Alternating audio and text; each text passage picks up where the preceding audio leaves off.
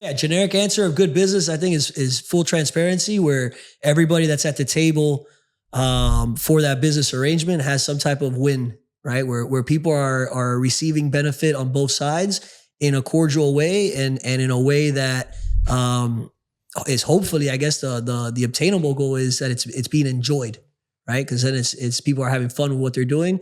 The business worked on both sides. There was some synergy, and everybody got what the other person was missing. But a better way to answer that question, I think, is what's bad business, right? And bad business to me is, it could be 100 things individually or compiled together, right? Poor communication. That's dead one, right? Punctuality.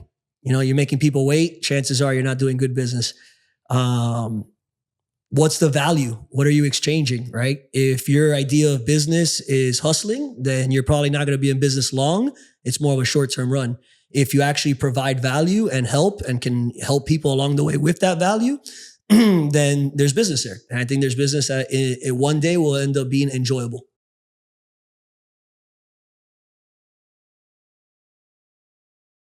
Every question is probably going to have a yes and no, right? I think in Miami, especially, hustle has outweighed business, mostly because everybody's trying to keep up with the next guy. And if the next guy is hustling and you're trying to do good business in the short run, right, day to day, it looks like that guy's actually ahead, right? So you almost pivot your idea of what good business is to pivot to what a good result is, which is what you're seeing. But immediate satisfaction is also immediate death, right? So the guy making $1 million on fraud is also the guy doing 10 years in jail next year. So how do you weigh your value exchange, right? So in a Miami context, I think, unfortunately, hustling has prevailed good business. But I think good business, to a certain extent, needs a little hustle in it, right? Because if you don't have the hustle, and you're a muerto. And if you're a muerto, good luck surviving in business. Zay, I wrote that question? No, that was me, dog. Fuck. That's a great, and even it's like very good for me. Like, so I'm glad you see that from the outside in. It's 100% intentional. It has nothing to do with fear of camera. It has nothing to do with what people think. I can give a fuck less on both of those. I think to understand the answer to that, you have to understand my upbringing. And I started as the guy on the couch. So I was the center of attention for many years for a purpose, which was your partying needs per se, right? Whether I was the club guy or I was the party guy or the fun guy, I was the guy that was always kind of like what you looked at when we went out, right? Because it was either me hosting the table or me at the door or me, trying to diffuse a huge situation that's going on. And like we were talking about before, back in the day, the promoter was the security, the doorman, the bathroom attendant, the assistant manager, the floor manager, the DJ roadie. I mean, we would do it all. So at a certain point, I realized that I was branded as that, right? Where regardless of what Bryan wanted to do or was doing, I was Bryan, the promoter from Miami. And I would go to Vegas and I was, this is Bryan, the promoter from Miami. And I would go on vacation and it was, whenever you're in Miami, hit up Bryan, the promoter from Miami. And then at that time, I was trying to take the whole DJ agency career, as a full-time job, as a thing, right? And I realized that Bryan, not being a DJ, couldn't be the face of the DJ clique, right? Back then, it wasn't so business oriented. It was more a community of DJs, right? A clique of DJs, a group of DJs, and then Bryan managing them. So the manager, right? It goes to the whole Shook Knight. If you don't want your manager dancing in your videos or whatever, right? Talking shit about Diddy. Yeah. Like, I didn't want to be Diddy. I was Diddy with Cool Kids with the first company. I was in all the photo shoots with Jordan and Zaya. And like, it was almost like I was the talent. And at a certain point, I realized I didn't want that. I wasn't the talent. I was the reason and the face behind the scenes of that talent. And at that point, I made a conscious decision to just be like, I want to disappear. I want to erase. Like, I want to I want people to meet Bryan Herrera and ask me, yo, what the fuck do you do? Because then that would give me the opportunity to explain people what I'm working on or what I'm doing and what I'm trying to grow. And it even took moving to Vegas, like that was all part of that same, I guess, internal battle, right? Like, oh, fuck, I'm so branded as this thing because it's all I did for 7, 8, 9 years. How do I unbrand this now, right? Like, I'm not a promoter anymore. I manage DJs. What? Yeah, whatever, bro. Can you get me in?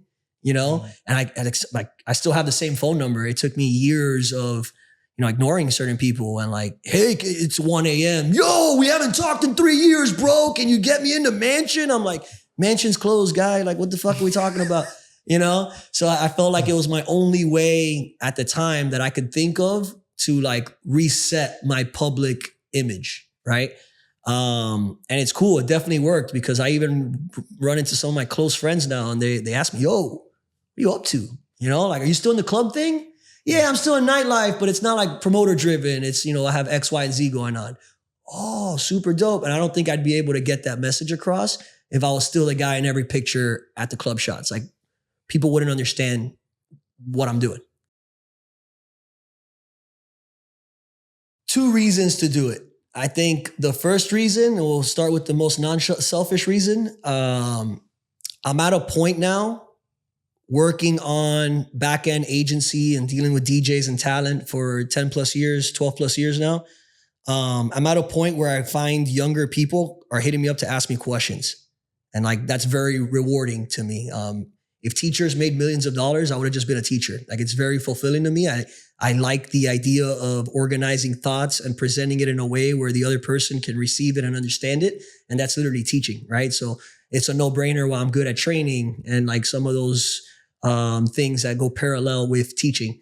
So I think this is a good opportunity to maybe touch an audience of people that care about this stuff. And especially when it comes to hospitality, promoter, DJ management, agency. You can't Google this shit. I know because I've tried, right? Like, that's how I came up. I was Googling, how do you manage DJs? Right? So you get, and over time, people have tried to come out with like certain literature online, right? Whether it be like a 88-page book or a course or take my thing for 10 minutes and you will manage Diplo and like, but they're very like cash grab centric.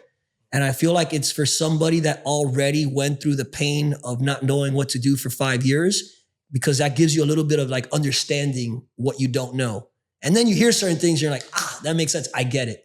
But without that foundation, there's no, how do you get the foundation? That's where my head was at. And I think this will give opportunity to hopefully young entrepreneurs, whether it's in the entertainment space or not, to maybe get some of the stories and failures. I've failed a lot more than I've won, and that's why I'm winning in certain extents, right? It's because I have failed.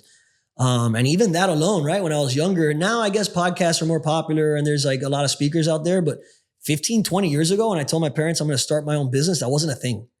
My parents were like, what? Like, you're going to start your own what? Yeah. Promoters, right? Like, no, like a company. They're like, all right, bro. I'm like, damn, my son's fucking crazy, but I hope it works out. Now, people are 13 and they're starting their LLCs and they're doing their thing. Like, how do you get started? I think is something that is not spoken about often, and I'm not trying to stop here either. I think it's going back to my high school. It's starting mentor programs for alumni, which I've already had 2-3 different Belen kids, 19, 20 years old. Hey, I want to get in the entertainment space. I have no idea how to do this. Hey, I'm going to Boston College right now. Like, help me. I'm like, what the fuck? Like, me help you? Like, yo, I almost didn't graduate, like it was close, like me help you now? And it's like, yeah, because it's not being taught on a day-to-day. Curriculums don't include how to fail. It's all like stigmas on how to prevent yourself from failing because this information, so you can now try to do it. And like, they present it in a way where it's like, don't fall on your face. No, actually, here's what you don't know. Go fall on your face. Now you know what to do to not fall on your face, right? That's the way I kind of look at it. And I'm hoping that there's certain gems that, if no one listens to the podcast and we can grab certain gems that get out there and helps 2, 3, 4 people, home run to me.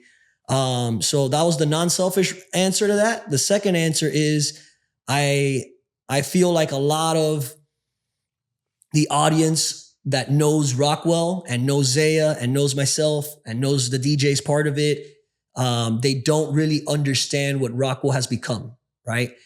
2013, when this started, like I said, it was a clique of 4 or 5 DJs and myself, and let's go get work and let's go do the best parties and let's try to become the best DJs in the world. Back then, there was more of that because you had this like rat race that everyone wanted to be Afrojack. Everyone wanted to be Avicii, right? Like, because it was the testament of what is success. Damn, that guy's a multimillionaire playing festivals in front of massive bodies of people. That's what I want to do. But then again, going back to my first point, how do you get there? You got to play in front of 3 people, 2 of them being your family members. You got to suck. You got to tank. There's a lot of that before you just go to the next step. So I think this will give us an opportunity to explain what is Rockwell currently doing. It's the complete opposite of what we started as, and this has been a 18-month, 20-month transition. So it's still pretty new. And I mean, we know because we have these conversations with DJs all the time, and the way they're approaching us, you can tell they don't know how we're moving right now because they're approaching us like it's 2015. So we get certain inquiries sometimes and we're like, I don't think this guy gets what we're doing. Like, hey, how do I sign to Rockwell? We don't sign DJs anymore. What are we talking about? So little things like that I think, selfishly then, I hope we can expand the platform and explain a little bit more in detail what it is we're doing. Maybe it brings new business. If not, at bare minimum, it brings great awareness.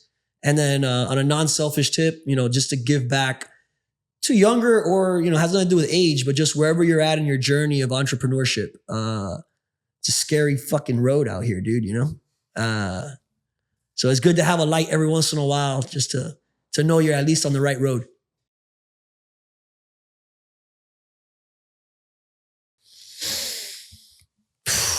Dang, these are crazy. I could have spent like a week thinking of these answers. You know that, right? Wanted it off the. That's off what the we didn't want. I know. That's why Isaiah didn't tell me shit. He knew I wouldn't have slept yesterday. Right now, waking up and knowing that there's X amount of people on the same journey I'm on, like rowing the same way.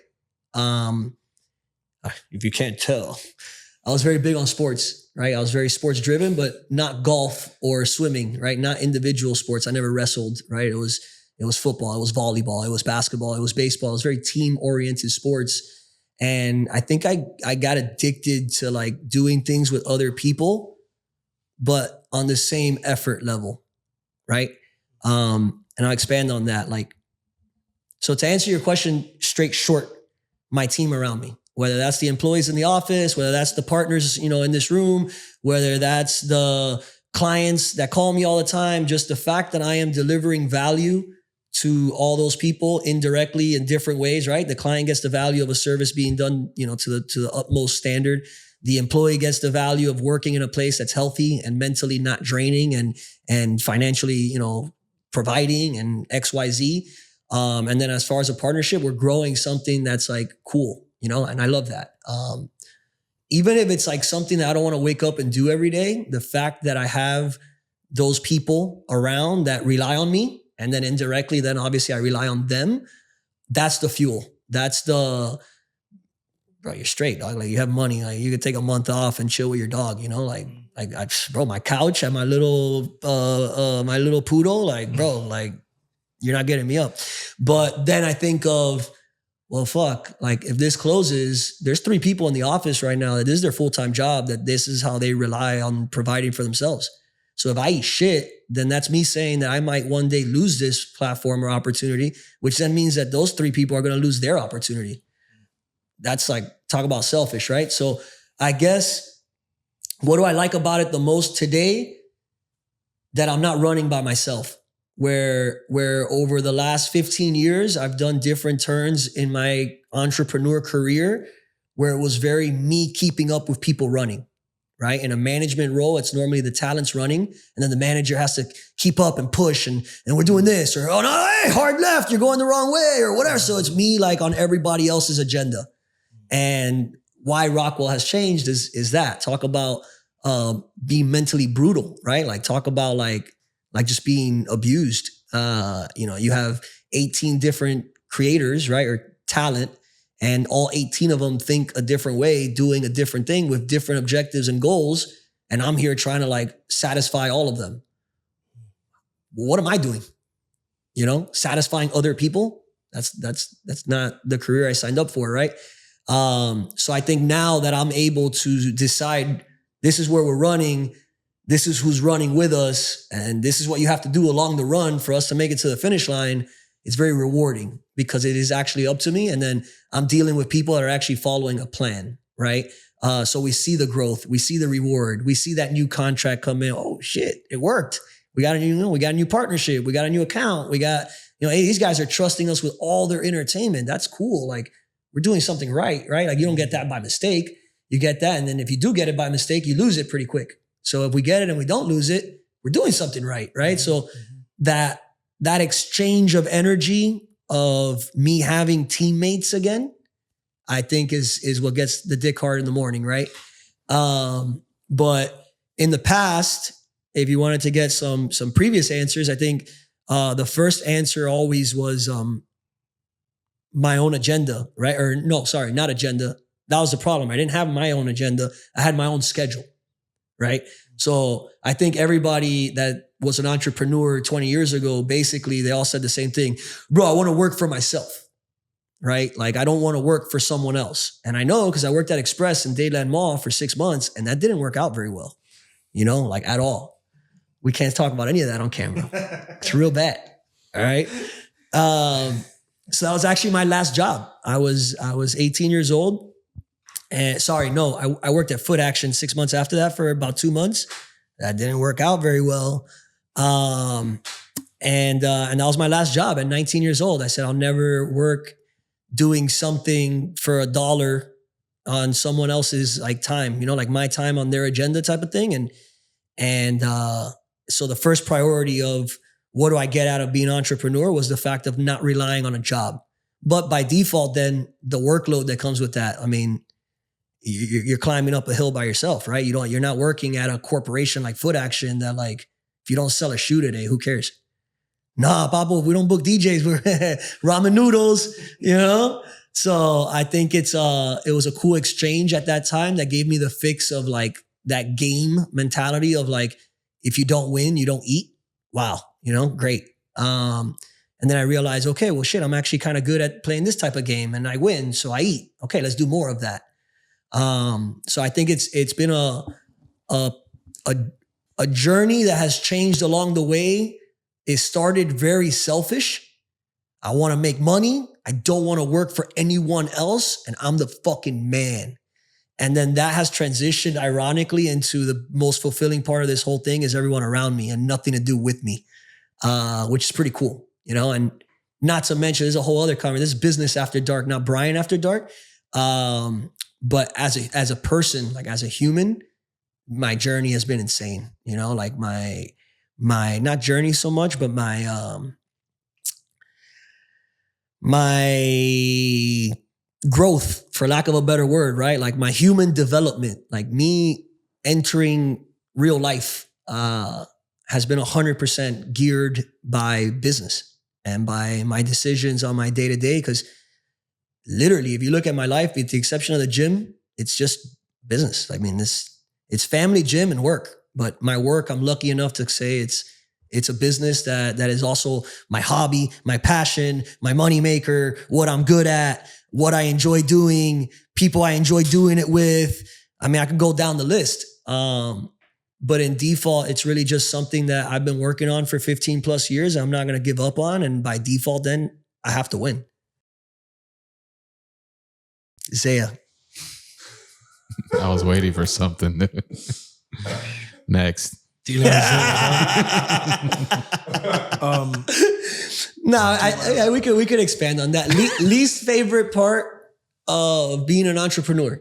A lot of those have erased over the last 18 months because a lot of what I didn't like, I got rid of, which is exciting to say, kind of like reflecting back, I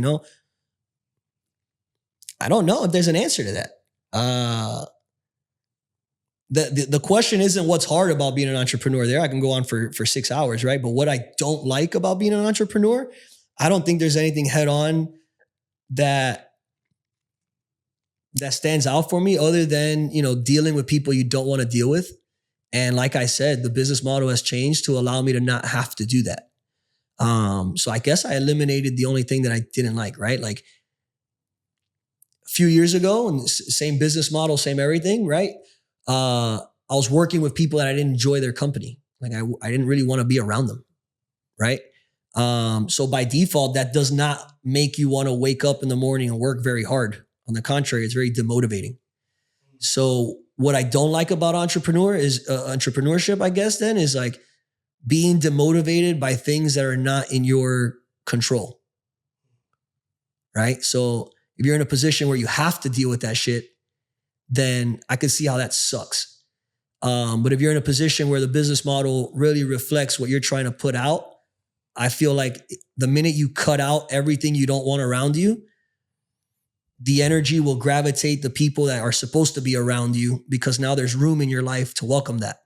Where if you're so concerned about the shit you don't even want around you and how miserable it makes you, then you don't have the bandwidth or the energy to put out to, want to work with, other people that you would want to be in a room with, right? Like you three in this room, for example.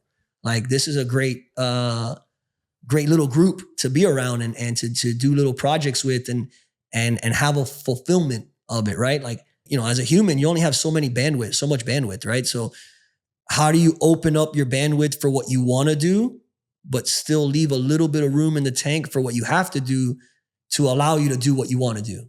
That makes sense? That was a whole little thing, but it did in my head. If not, whatever, it made sense to me. Bars.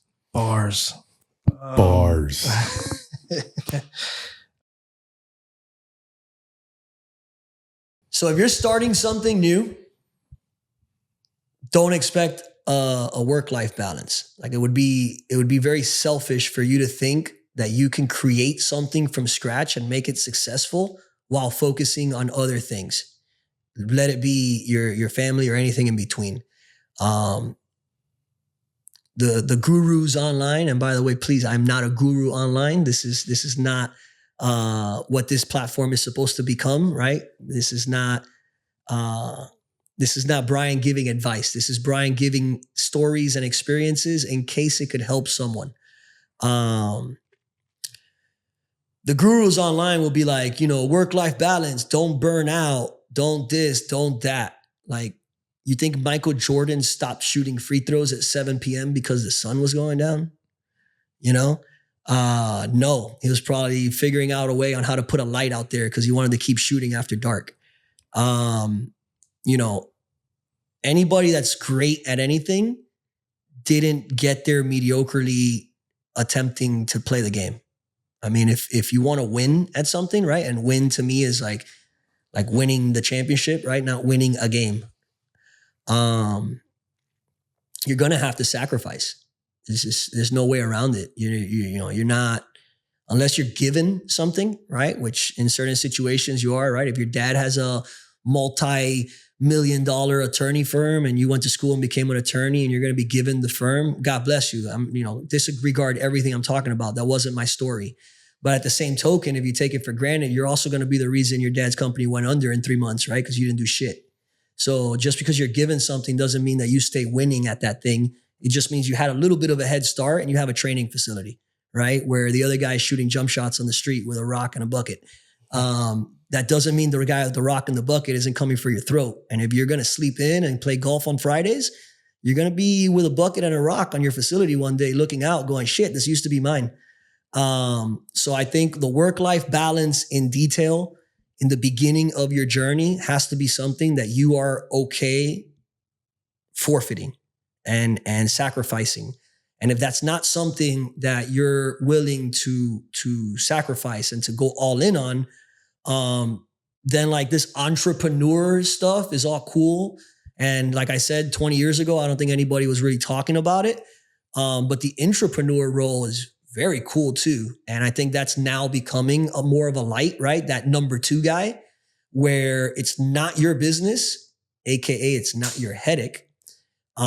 but you're the driving force behind it. So by default, you can go to the owner, the guy with all the headaches, the risks, and everything else that goes behind owning the business, and say, hey, I'm very valuable to you and I'm your biggest asset. This is what I want. And if it makes sense, which most of the time it will, because the guy can't get rid of you, you're holding the business down, then you could have a work-life balance with a very, very upside financial, income, and you turn the shit off when you go home, because it's not yours. And there's nothing wrong with that. You just have to, there's different types of crazy. There's crazy, I want to build something and go home and be a regular human, and then that's fine. And then there's crazy where I don't want to build someone else's anything, and what I build is mine, and it's something that has to be in my control, so that if we win, we win, and if we fail, I failed. And that's cool too, but it's a different type of crazy.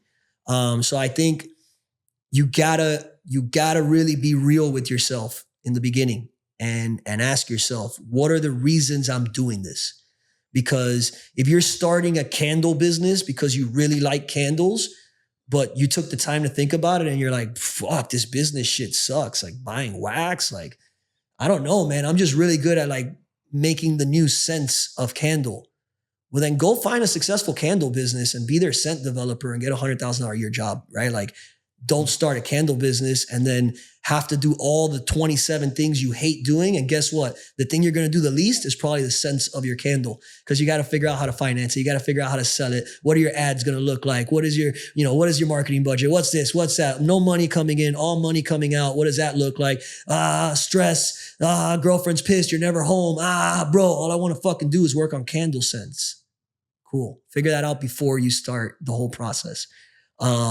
But on the complete flip side, I love candle scents, but I want to make it my own candle line. And 20 years from now, I see my face on these candles on every bookshelf. Great. Then you're the different type of asshole. Welcome. Yeah. So work-life balance in the beginning, if you're expecting it, this might not be for you. Do not be an entrepreneur. Look more into the intrapreneur route. By due time, though, I think every entrepreneur has a support system around them. And most of the time, especially in a Hispanic upbringing, that's your significant other, right? You're him or her. And so by default, you have to almost look at that as part of your workload, right? Is giving back to your support system so that they're there to support you, on the goods and bads. So something I do now, not that we've made it by any means necessary. We're just getting started. If you ask me, I'm at a point now where, family has to take not the priority, but a priority amongst my list of things.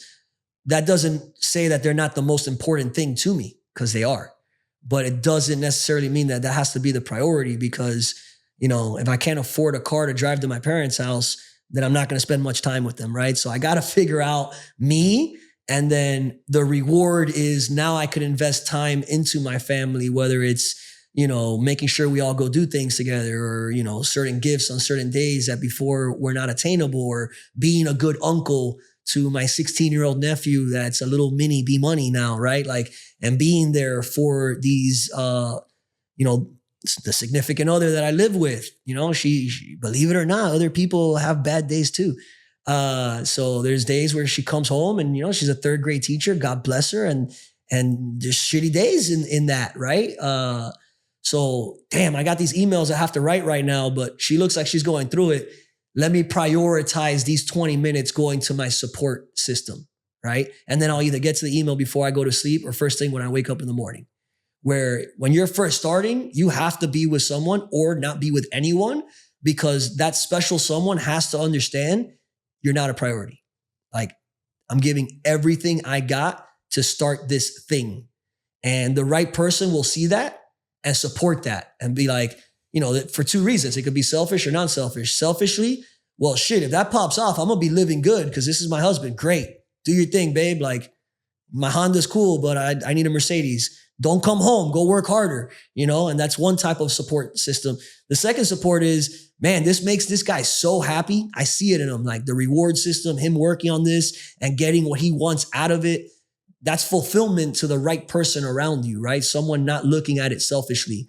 So So I think in the beginning, you can't have an expectation of having life balance. I mean, you can't. If you get it, awesome.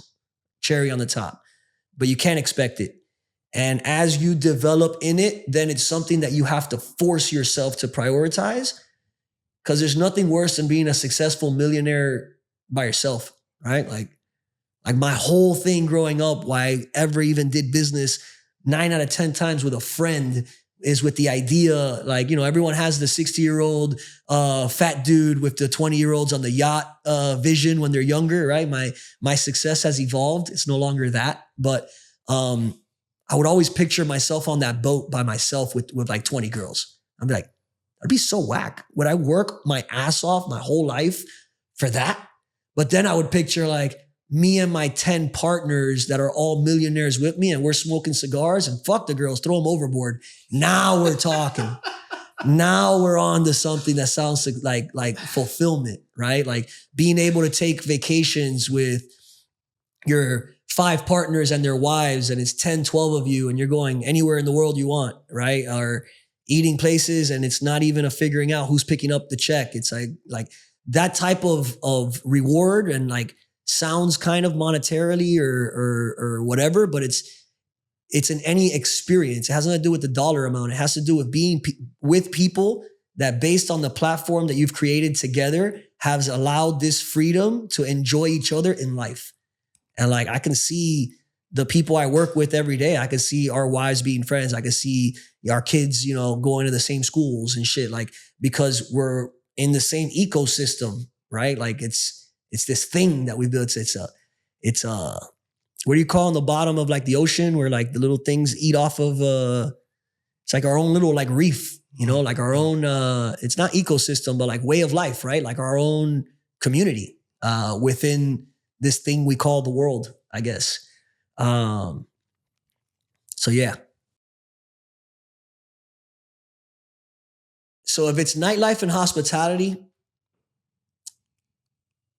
I think it all goes in one answer, but I'll unpack it a little bit. I think it's all, or most of the incorrectness in hospitality, nightlife, etc., is driven by emotion, right? So, and then we could unpack that, right? Cockiness, ego, imposter syndrome's a big one, right? Where if you really look at the Miami portfolio of nightlife owners or restaurant owners or nightclub owners specifically, or not specifically, sorry, but especially, none of them went to school for this, right? None of them have a degree for this. It's not like your attorney went to school and got a law degree. So when he wakes up in the morning and he puts on his little cobata, he knows he's an attorney.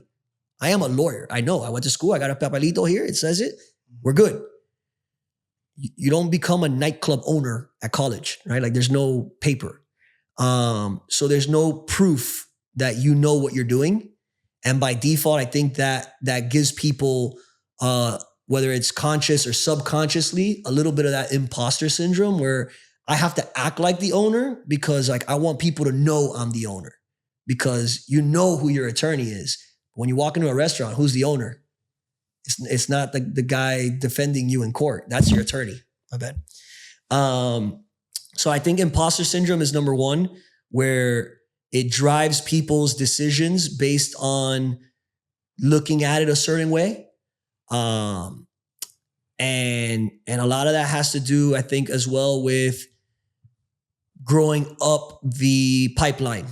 So if we're talking about nightclubs in specific, probably anybody that owns a nightclub probably started as a promoter, right? Like you don't just wake up one day and you're like, I want to pack this room with people getting drunk and celebrities and athletes and do the thing. Like you probably have a Rolodex of celebrities and athletes that you've built up some way or another. You probably have your staff that you've worked with at other venues that you can now come and hire as your bartenders. So you have to be like in this community to a certain extent, and then graduate per se. So what happens is, I think in Miami specifically, when it comes to nightlife, you have 40 years of the previous owner teaching the new promoter the wrong ways. And then, 40 years of that in a compound way, what's right and what's wrong now, right? Like I've noticed working at different entertainment offices versus hospitality offices, the staff is pretty like mean in the hospitality world when it's behind the closed doors, right? With the guest, it's all smiles and thank you. And then you go into the kitchen, it's like, fucking motherfucker shit, right? Like, it's like, what happened? And that's top to bottom, right? It's the owner yelling at the managers for not doing their job right. It's the managers then yelling at the floor employees because they made the manager look bad. And then it's the floor employees bitching and complaining about their guest because it's all their fault. And so what I'm seeing from outside in is that there's an accountability issue, right? It's nobody's fault. And if it's nobody's fault, then how can we fix this? I think training is something that anywhere else in the world matters. And in Miami, it's like the last thing that matters. It's like liquor license. We made the order. Mama, we're opening Monday. Wait a minute, bro. Like, and then 2 months in, they're yelling at their marketing team, like, why are our reviews two stars? The bartender was a security guard yesterday and we just hired him. I don't know. Like, maybe it's not good service, you know? Well, find a new bartender. Like, it's that very like figure it the fuck out, right? And I hate that. There's nothing worse than that, which is a shame because this is an industry that people should like really like going to work, right? Like you're not shoveling shit or you're not like making a driveway in 140 degree weather, right? Like you should be happy that you're gonna go and connect with humans. And if you're a bartender, you're gonna serve some drinks, you're gonna laugh, you're gonna get tipped. It's like, it's a position where it's like you're moving, you're living, right? Like you should be alive. And I feel like a lot of hospitality ventures when it comes to South Florida don't provide their staff with as much attention as they should. At the end of the day, the staff is the people dealing with the guest. If they're not happy, it's common sense, right? Like even if the guests are happy, it's fake. So now we've come a long way, right? Nightclubs in the early 2000s to what it is now. I mean, we're talking about a stop motion video, right? Like we're talking about you're in a Steven Spielberg movie when you walk into some of these nightclubs now, where back in the day you had 2 dancers and a grinder and call it a day, right? Like entertainment, dale, va, you know? So it's amazing, I think, what nightlife as a whole is doing and providing. But I think as a city, we can do better to provide for the people working in this industry and not just with a check. Like there's a lot of places, and this podcast is not about mentioning names, but there's a lot of places that I know people that work there and they're like, bro, I fucking hate my life. Like I go to work every day miserable. I'm like, why do you still work there? It's like, well, I'm making 140 grand a year. I'm not going nowhere, you know? So I think a lot of situations that you're like, well, my culture is not bad because no one's quitting. No, your paychecks are just high. Your culture still sucks. And you won't notice that until sales go down and then your whole team quits in 2 weeks. Because the only thing that was keeping them there was money. So when the money stops coming in, God bless you if you think you're going to have anybody loyal to you. No one cares. The same way you didn't care, you know? And vice versa. I know a lot of people that are at the same job and I'm like, dude, you know, I've fucking been making 80 grand a year for the last 10 years. Like, you know, like step up. Like, how do we level up? It's like, nah, bro, like, like, bro, when I got sick and this and that, the owner came to my house, bro. Like, he really cared. Like, you know, you hear these stories, you get the goosebump, the goosebump feel. And it's like, nah, you get something else out of work besides a paycheck, you know? And what are you doing to provide that? If the answer is nothing, might be a long hobby for you.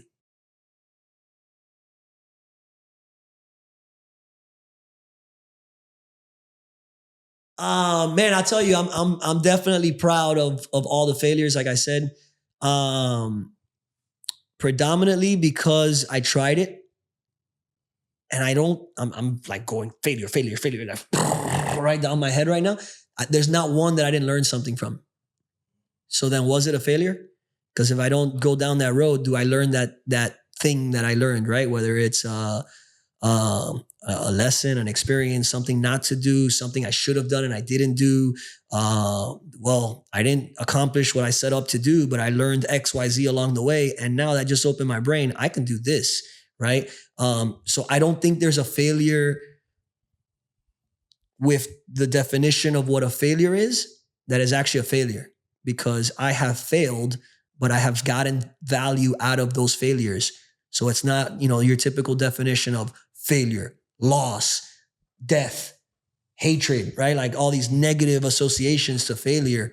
I learned in all of them. If we wanted to get specific, this is one I would want to think about for 6 weeks.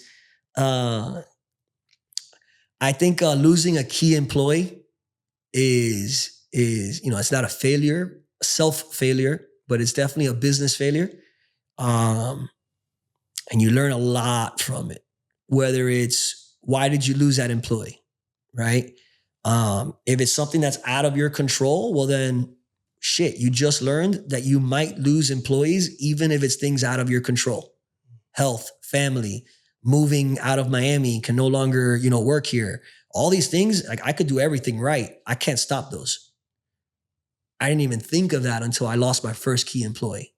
Like, oh shit. I was so focused making sure she didn't leave that when she left for something that wasn't in my thing, it was like almost like unreal. Like, wait, now what? I didn't think of that because it wasn't something that I thought would happen because of everything I'm doing to prevent that from happening, right? And then here we are, it happened. So now that failure brings the learning curve of, well, how do we improve these systems? Because she's been here for 3 years and the new guy, there's no way to even train this shit. How do I show this guy how to do this insanity? We're doing accounting all manual, for example. This was one real life scenario. She's been doing accounting for 3 years manually. Everything was great. T's crossed, I's dotted. Great. That was 3 years of training. How do I retrain someone in 4 days? Right?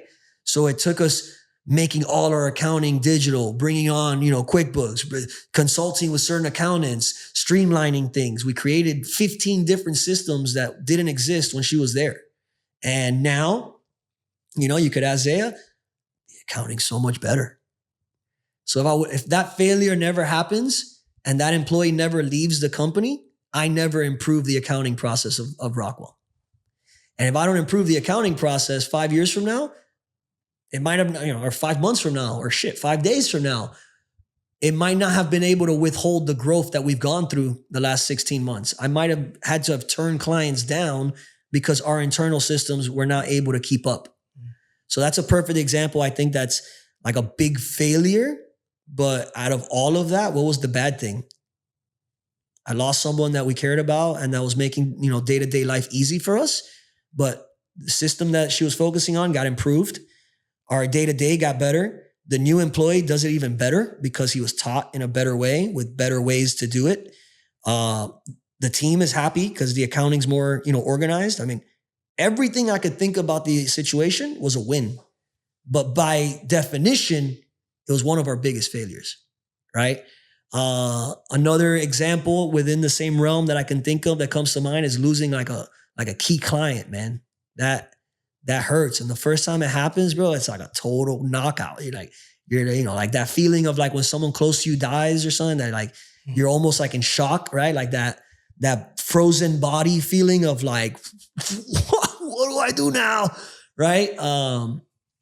Company's making $10 and out of the $10, 8 of them are coming from this one client and he just fucking canceled. Whoa. What do we do? There's a lot of learning there too, right? There has to be some maybe adjustment on your current team. Labor costs, you might have to say goodbye to someone. You might have to do changes you don't want to do, but what's the other option? Go out of business, right? So I think, failure sense of like losing a key client, the best thing to do is always be prepared to lose that client. And if mentally you're prepared that way and it never happens, you're going to be in a better place. But if it does happen, you still got caught with your pants down, but shit, at least your underwear on, And so I think, just going down the pipeline, we spoke about losing an employee. We spoke about losing a client.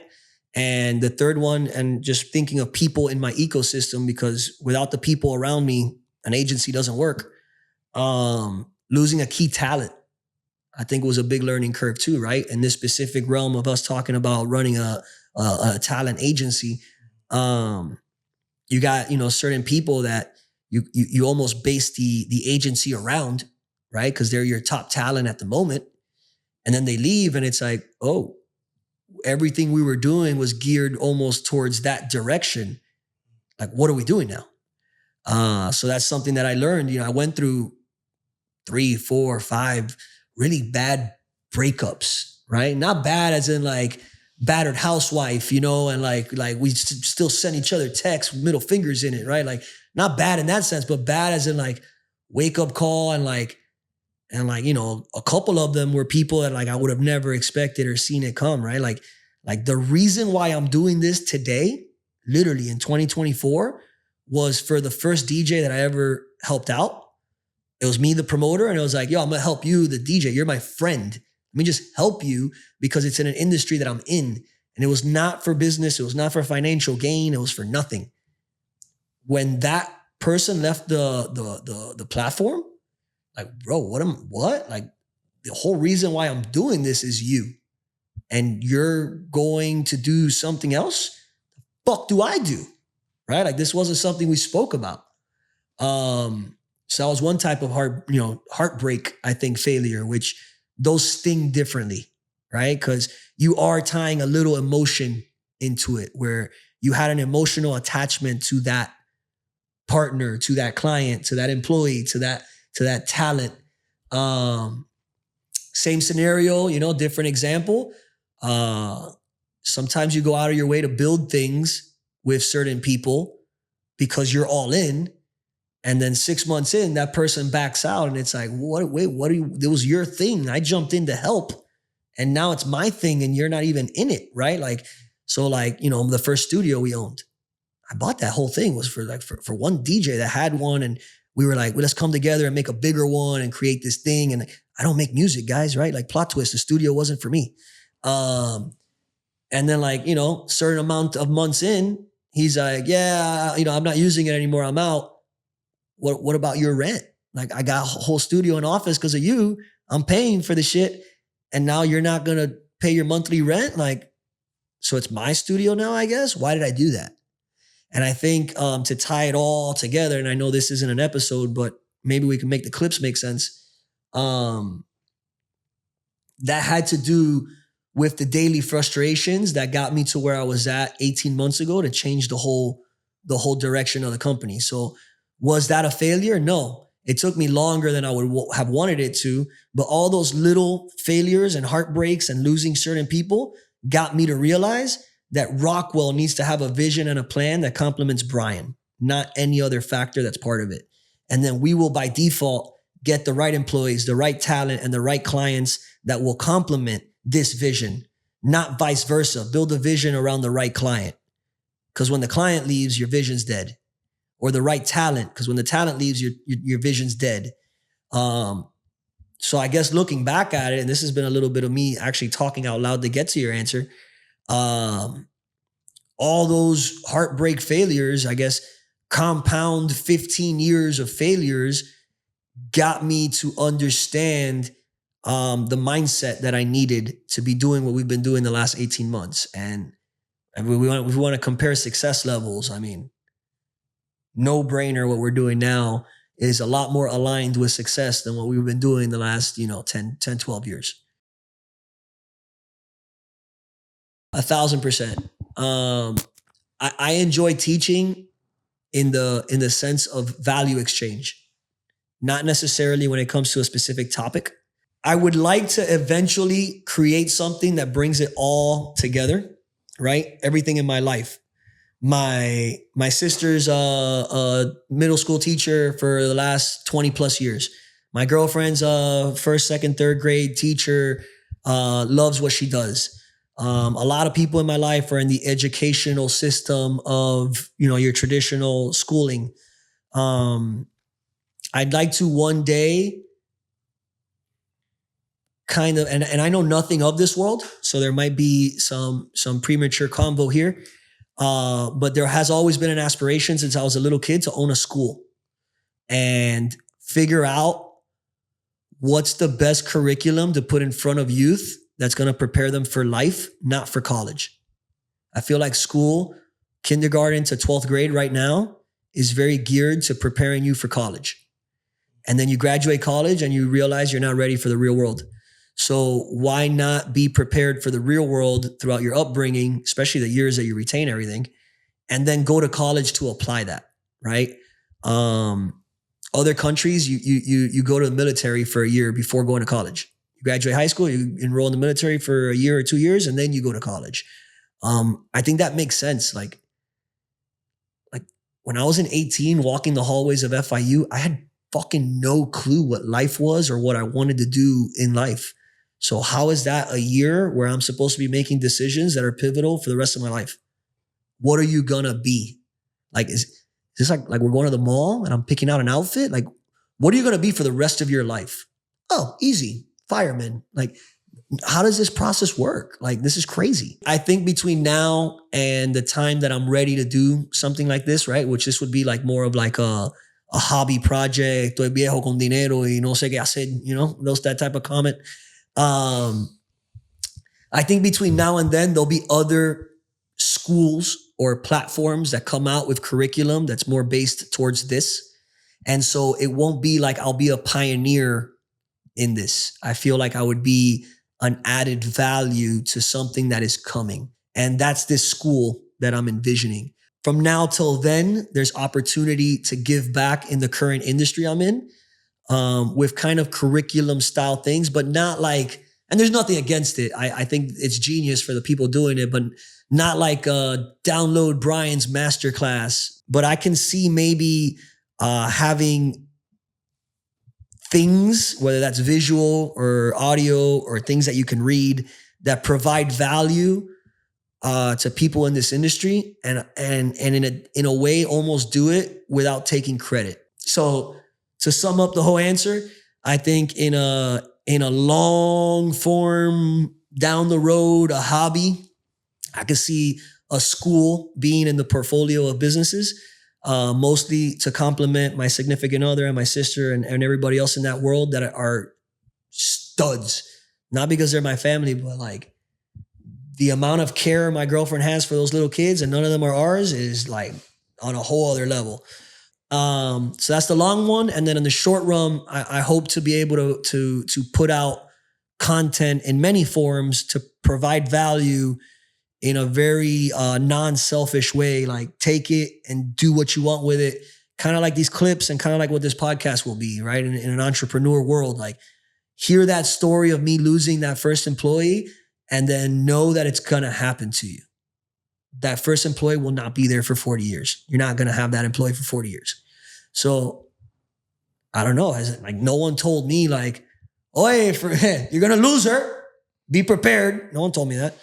If I would have known, I would have maybe made like all the SOPs and everything that I made now because I learned from that, right? So that now, shit, my 16-year-old nephew can come in tomorrow and here's how you do invoicing. Dale, read, click the steps, do your thing. Let me know if you have a question.